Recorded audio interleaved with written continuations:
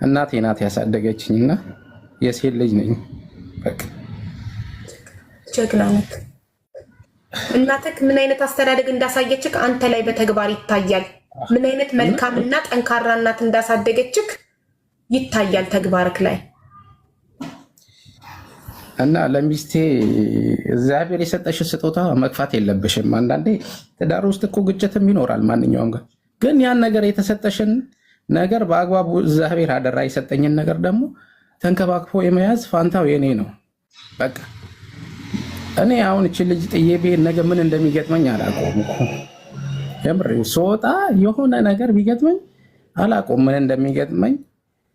እግዚአብሔር እንግዲህ ምክንያት አለው።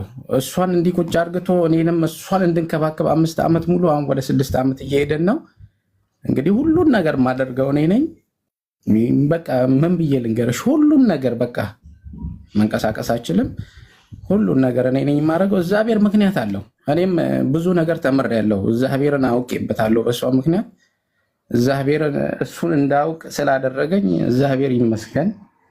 እጅግ በጣም ያው ሴቶች ልባችሁ በጣም ሩሩ ስለሆነ ልባችሁ እንደ ጡታችሁ የተንጠለጠለ ነው ይባላል። በጣም ዛሬ በቃ እንትን ብዬ የገባሁት እንደምታዝኑ ስለማቅም ነው።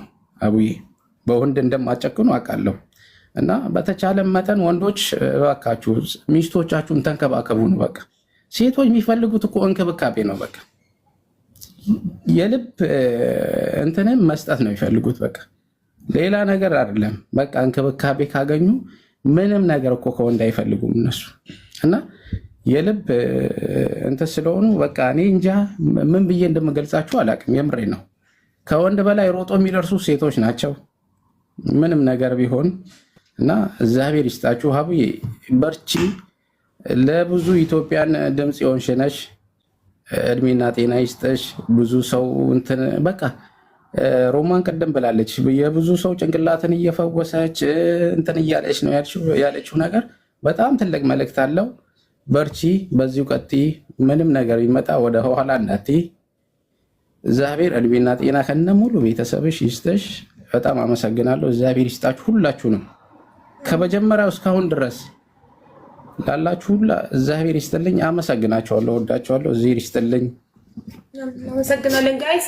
አንድ 90 ሺህ ነው 10 ሺህ ሙሉላቸው። ባለ 10 ሺህ ኮይን የሆነ ነገር ስጧቸውና ጊፍቱ ደግሞ 100 ሺህ ሙላላቸው።